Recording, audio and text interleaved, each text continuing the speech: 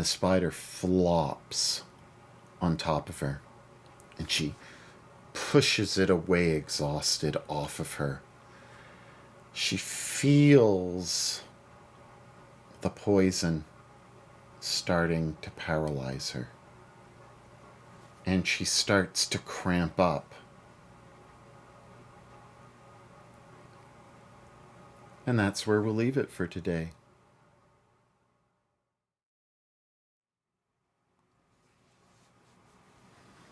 So, let's see how she does. A 4. As she begins to cramp up, she realizes that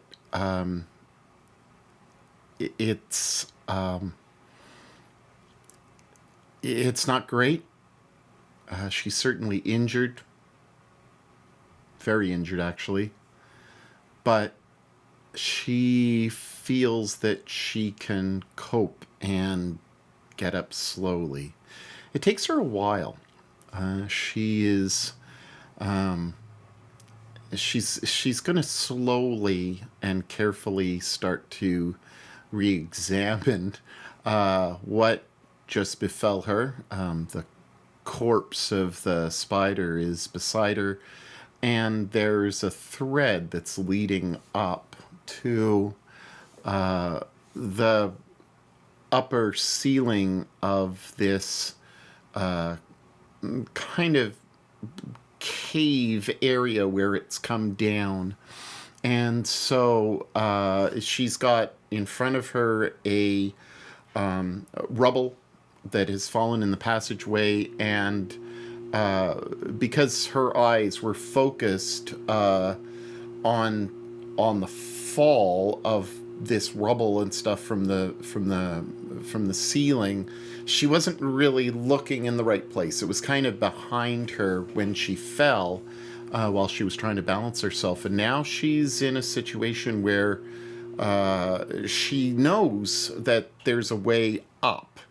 Is it going to be deeper into the spider's nest? And is it going to get worse? But she knows that in order for her to progress, she cannot go back. She has to keep on moving forward. Has her torch gone out? And is she going to have to relight the torch? I'm going to give a double chance for this to be on the positive side, taking the higher number. And they're both ones, as you can see. Does she see her sling on the ground? And so her horns are quite big, and she's looking up, and she's trying to gauge if she can make it up there, and she thinks that she can. How can she get up? Moving those rocks are difficult. She's going to try to see if she can kind of almost parkour her way up and maybe latch onto the sides, like leap up and latch onto the sides of where all the webs are. They're going to get caught, and she already knows they're going to get caught in her horns, but she also realizes that she may, because of her nature, be able to use those horns to her benefit if she needs to kind of latch on. She's going to do an acrobatics check, and it's not great. And so she's going to try her hardest to leap up and do this. 19. She tries and she falls, and she's looking at it, and she's trying to think, can I reach up there? Can I jump up there? She's a bit frustrated. She doesn't have anything other than her sleeping pelt. She's going to push her roll. She's going to say, I think that I can do this, and I really think that I can push my way. I might be able to run and push with my pole and push myself up. And so she's going to use her staff to bring her up. And so she's using a different tact. This means that she'll be dazed as well. But she's going to try it. 8. She falls down again, and she's so frustrated. She's trying to think, how can I get up there? Does she see a rough edge? She does. And it's pointy. Her original idea was to use her sleeping pelt, and so she takes it out and she unravels it, and she believes that she can kind of hook it up there. And so she's going to use her agility, her pure agility, and now that she's a little bit dazed from falling, she's going to try as best as she can to use her agility to catch on to that very strong little kind of nook out and see if she can get up there.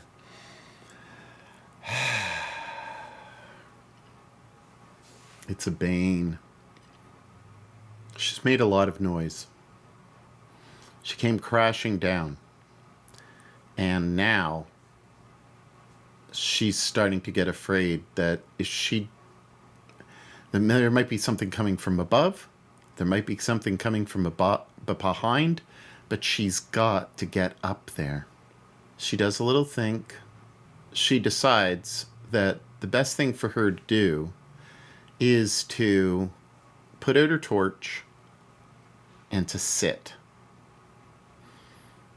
and to kind of just be. She's got to think about this, and she's got to think very carefully about what she's going to do. As she's thinking, she's listening to see, is anything coming after her making all of that noise? 3. No. It doesn't alert anybody.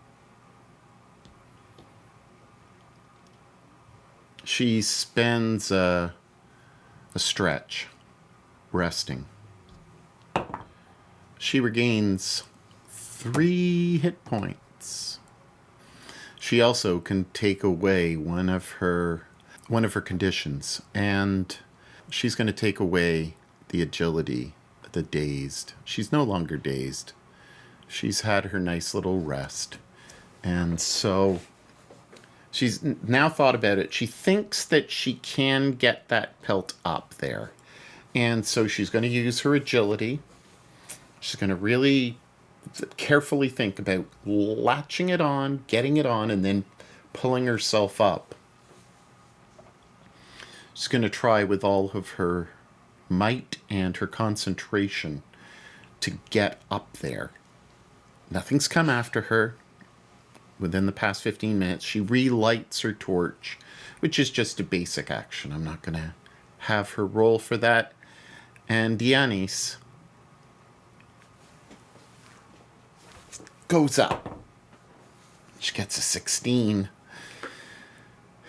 She misses and stumbles. She's finding this incredibly difficult. And she's getting angry. She's getting very angry. And so she does it again. She rolls a 16. She's just out of luck. And this sucks. She's got to get up there. She's got to do something to get up there. She thinks to herself that maybe the poison has affected her a bit, and she's just so friggin' frustrated and exhausted. She sits down again. She takes another stretch rest. But with the torch on, does she hear anything? 2. No.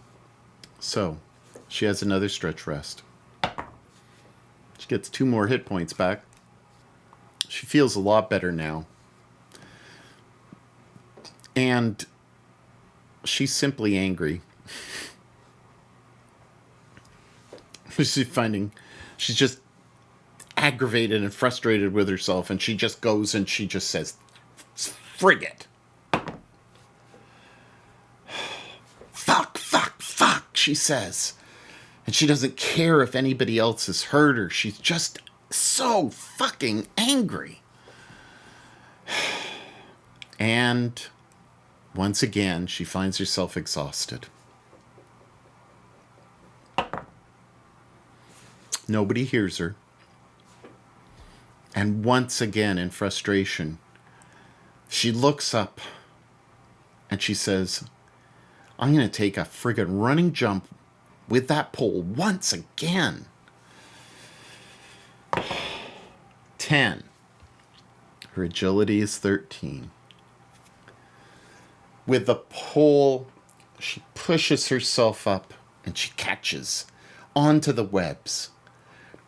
Her horns deep up. And she's kind of been able to put the torch next to her so that it doesn't catch on her hair. And she gets up and she pulls herself up.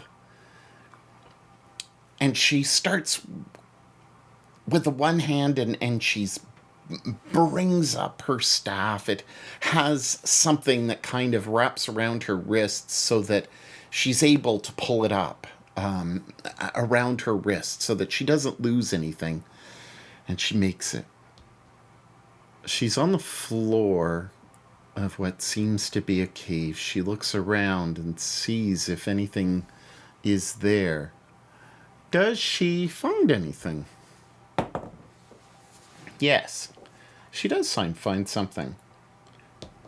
So, does she find some treasure, I guess? Yeah, I'm going to say that she does. She's had a pretty shitty time. And how shitty has the time been? Well, so much so that now we're up to the 18 plus by the F-bomb that has come out. So there we go. We shuffle it up. And how many little bits and bobs of stuff does she find? 1. Because her luck is so friggin' great. She finds a gold ring. She finds a gold ring. This is awesome. This is the first time in a while that she found herself good steads. So, how much is this worth? 46. 46.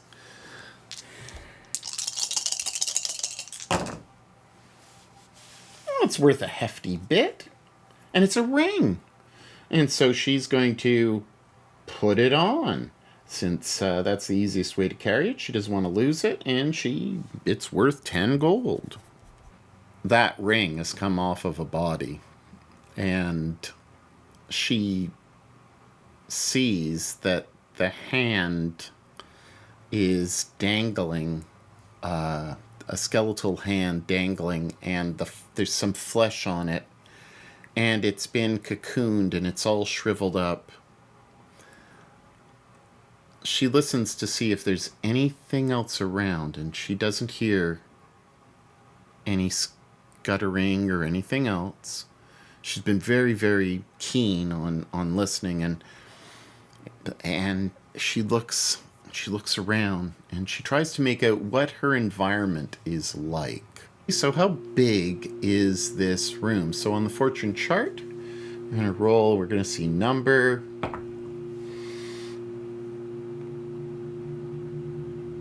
or actually scale. It's a large area. So it's a large area, and oh, I was supposed to roll for healing and then give myself healing. Well, whatever. I'll get there as I learn the rolls. There's got to be a way in and out. There's got to be something other. So there's this large kind of room. What type of area was this where the spider was? 18. It's a twisting passage, so it's a large twisting passage. Once again, we get a twisting passage, and but I'm gonna say that the twisting passage is off of the room. I want to find out more about this room. 3. A burrowed tunnel. Something has actually burrowed into this area and is kind of opened up onto more twisting passages. So below, she was in twisting passages. Now she's gone up a level, and there are more twisting passages in the breach. Is there anything odd in these twisting passageways as she makes her way around? 2. No. She continues for a bit, and she's going to check to see if there's a room. Is there something that's there that's hidden? She's going to do a little bit of searching. She's ill-equipped. She succeeds, though. What does she find? What does she find? Dianys is looking around, and she spots something. Is it a trap?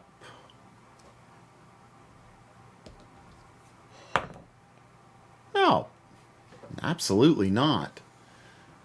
So if it's not a trap, because she did so amazingly well on that roll, she's going to have she's going to roll for. So on the search table, we're rolling 3, 4, 5, 6. So 3, which is 1, 2, 3, 4. All right. So it's a secret path, and it offers up 2 different paths. She's looking around, and she kind of presses her hand against the wall, and the rock quickly moves over like a rolling stone. She goes through it, and she sees that it's about maybe 5 or 6 feet in, and then it goes out parallel to these winding passages.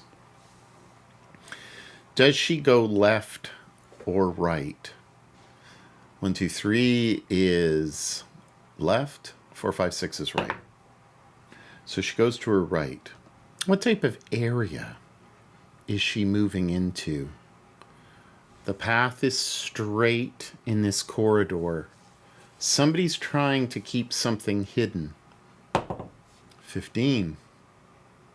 There's a plunging shaft down below.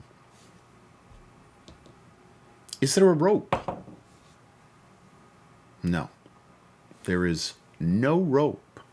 Once again, she finds herself frustrated, and she's listening. She wants to hear if anything is coming for her. And she does some listening. She's using awareness. She doesn't hear anything. Should she be concerned? Oh, frig, yes, she should be concerned. Is something following her? Yes, something is following her, but she doesn't know. She's thinking to herself, should I go down into the depths? Where do goblins hide? Well, they'd hide down. she's going to look around. And she's going to look around and see if she can find anything. So she's going to try to... she's going to try to spot hidden. She's going to see how that goes. It's an intelligence roll on a Bane. Let's see how this goes. No.